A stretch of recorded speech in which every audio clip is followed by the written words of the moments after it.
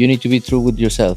In some point, this is gonna end, and I have other things to do. That's the best thing, right? I have other things to do, but I'm gonna enjoy the last 2-3 years, 4. I'm being here in boxing, and then we'll see. Canelo, but they do make weight classes for a reason. Canelo is still very strong.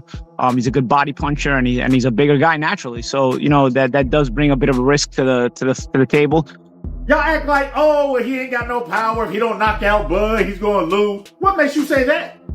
Well, he's been winning by decision without knocking out people. He's had the higher fight IQ than everybody he's fought. Canelo Álvarez surprised many with a candid admission about his future, saying that a loss to Terence Crawford could push him to consider walking away from the sport.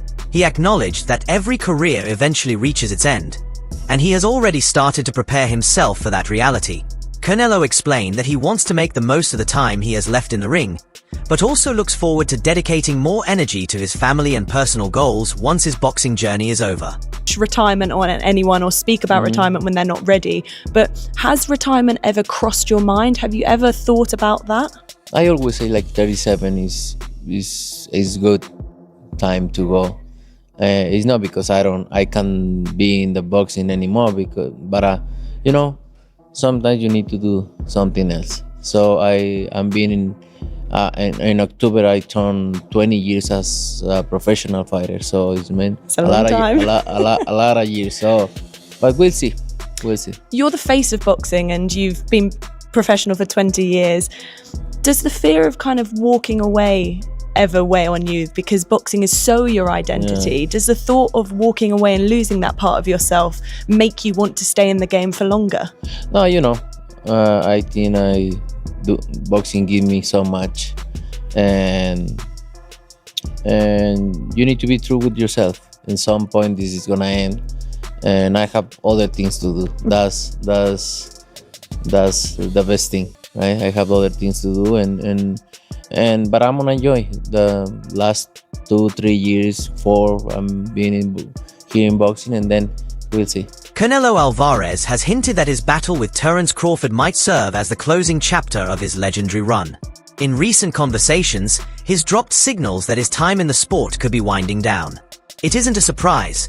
Canelo has already spent years at the very top, capturing championships across multiple divisions and testing himself against some of the era's toughest names. The possibility of retirement gives his meeting with Crawford even more weight, as fans are beginning to view it not just as another mega fight, but as what could be Canelo's final appearance on the grand stage. Boxing Doctor News, hold on to your gloves. Fight fans, Canelo Álvarez is gearing up for a blockbuster bout against Terence Crawford this September. The undisputed super middleweight champ is making history as the first ever 2-time undisputed king at 168.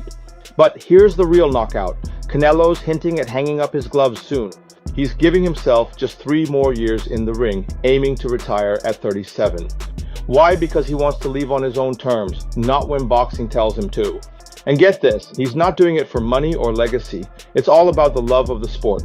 But before he calls it quits, we might see him face off against David Benavidez or even Jake Paul. Who do you think Canelo should fight next? Drop your predictions in the comments. Canelo Álvarez has openly acknowledged that he may retire from boxing before the year is over. He explained that he has already fulfilled his goals in the sport, becoming a multi-division world champion and cementing his place as one of the greatest fighters of his era. With those achievements behind him, Canelo has shared that his focus is shifting toward family and personal fulfillment. His comments have fueled speculation that, regardless of how the fight with Terence Crawford plays out, his time as an active competitor could already be nearing its end. Well, it looks like it's the end of an era. Canelo Álvarez spoke about his retirement plans and has confirmed that the end is near and that his time inside the ring is coming to an end relatively soon. Canelo Álvarez said that he is now in the stage wherein he's also thinking a lot about how he wants to focus as well as enjoy the fruits of his labor, not just for himself but for his family as well. The Mexican fighter who made his professional boxing debut at the age of 15 years old and has been professionally fighting for almost 20 years now said the following, and I quote, "From the age of 28 to 29, this is the age where I have felt best. I've always said that at 37 years old is a good age to enjoy what I have done with my family, other things in my career, and that's what I say.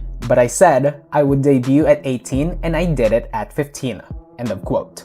In a spirited discussion, Simon Jordan, Pauli Malignaggi, and Roy Jones Jr. highlighted Canelo Alvarez's dominance at his natural weight. They pointed out that his combination of power, experience, and size has made him a standout at super middleweight, a division he has long controlled. The panel noted that the natural weight difference could heavily influence a fight with Terence Crawford, who would be moving up to challenge him.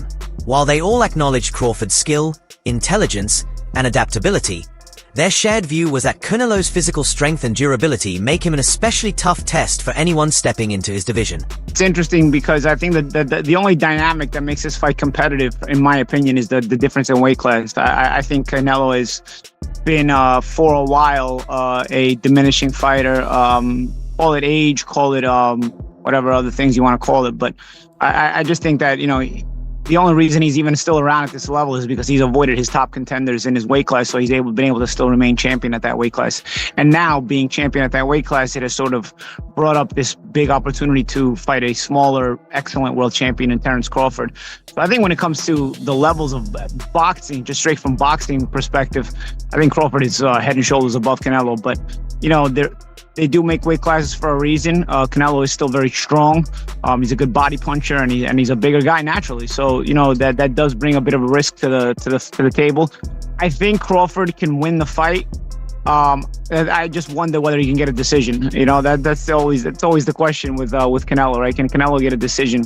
I mean, can Crawford get a decision over Canelo? Can anybody get a decision over Canelo? We know Bivol did, but Bivol essentially won a 10-2, 11-1 fight, and they barely gave it to him. Yeah, Maybe good point. 7-5. You're special. So that's Paulie, there's a lot made of, jumping up 2 weight divisions. We saw Sugar Ray Leonard do it against Marvin Hagler, and the greats can actually do that, can't they? And when you see them head to head, actually, Terence Crawford, he's filled out very, very well.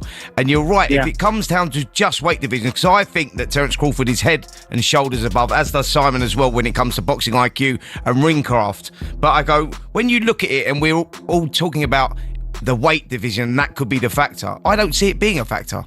Many boxing analysts have pushed back on the idea that Terence Crawford should be favored simply because Canelo Alvarez once lost to Floyd Mayweather. They argue that this belief is misguided, as that fight happened when Canelo was still young and far from his peak. Losing to Mayweather, they stress, isn't a stain on anyone's record. Many top fighters shared the same fate against a man who retired 50-0 and is regarded as the greatest defensive boxer in history. In fact, stepping into the ring with Mayweather at that stage gave Canelo invaluable lessons that helped shape the champion he later became. Since then, Alvarez has evolved significantly, sharpening his defense, improving his counter-punching, and developing into a more complete and dangerous fighter.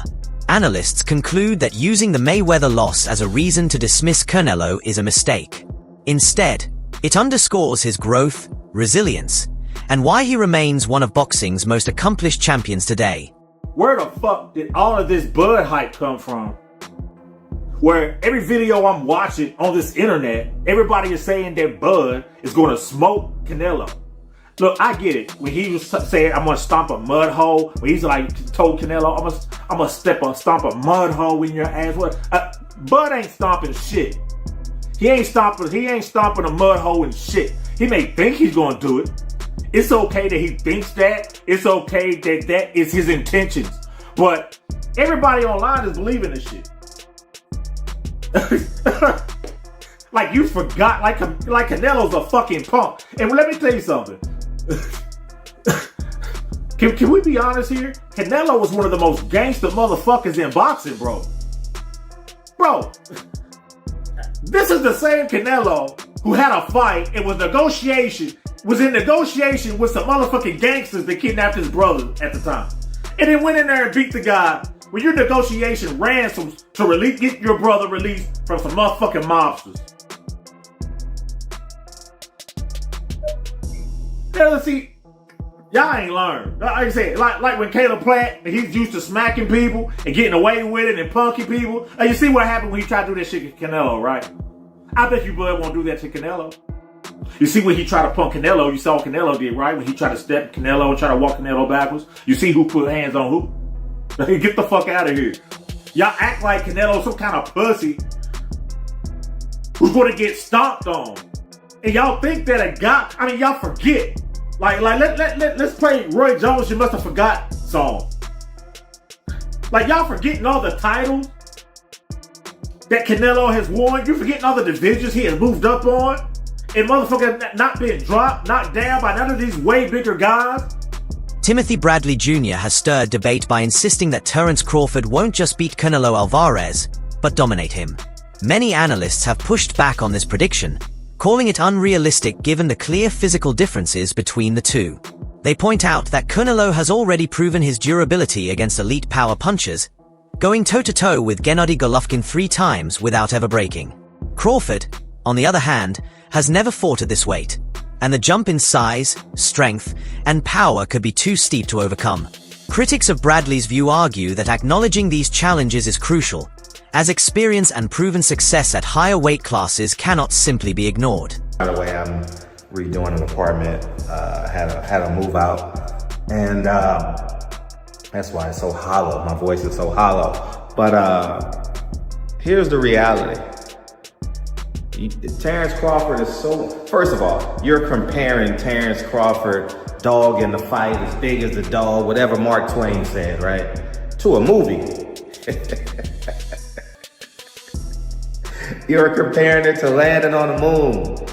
We've never landed on the moon, man. If we land, the one thing I know about men, if it feels good, we do it twice. If it feels great, we do it for a lifetime, right? You got 5 kids, right? I'm gonna just leave it there, right, Mr. Bradley? But the reality is, Crawford is too small. Crawford is too arrogant. Crawford doesn't have an intelligent ego, and that's gonna be his downfall. Yeah, Crawford's probably gonna look better. Canelo's gonna throw wide the first 4 rounds. Yeah, he gonna get hit with a stiff jab every now and again, and people gonna get excited. But the reality is, when you go back, because you referenced Golovkin, when you go back and reference Golovkin, right? That was one of the cleanest, hardest shots of that year. And Canelo just brushed it off. And here's the biggest difference between Floyd and he's the most skilled. Floyd feinted for you to throw and miss. Crawford feints to land a punch.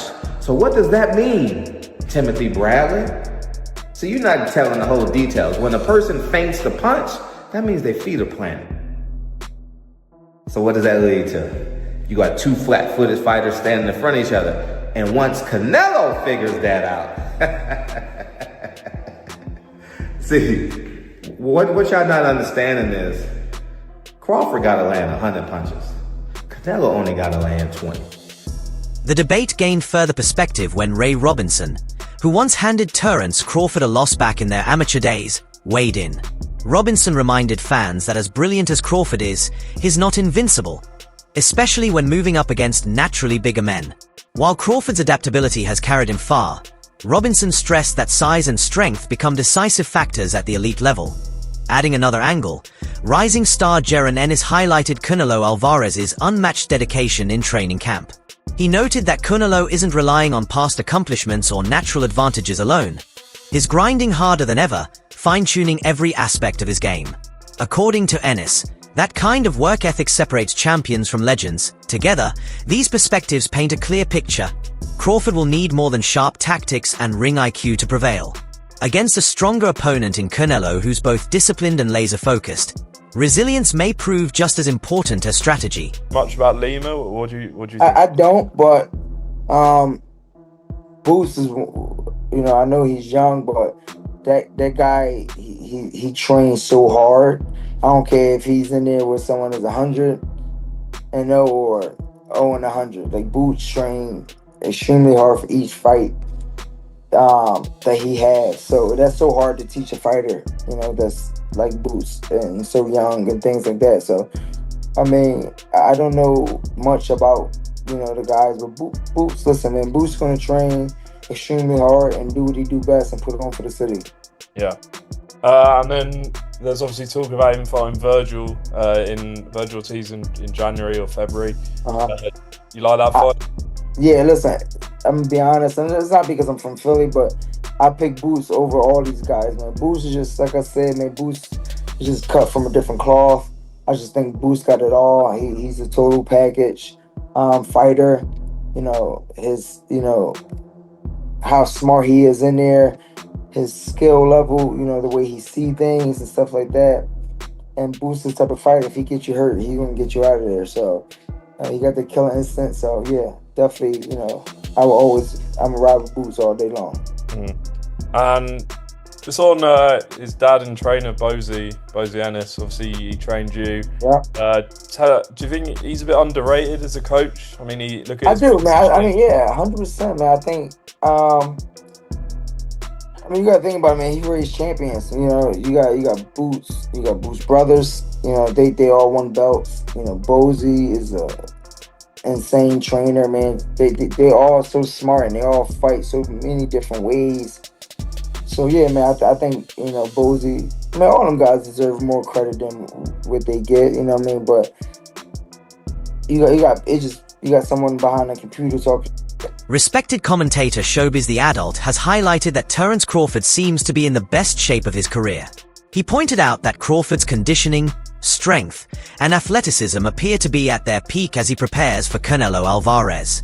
While acknowledging that Canelo holds the natural size advantage, Showbiz noted that Crawford is pushing his body to its full potential. In his view, Crawford entering the fight in such prime form adds an extra layer of intrigue, as it could allow him to test even a battle-hardened champion like Canelo in ways many might not expect.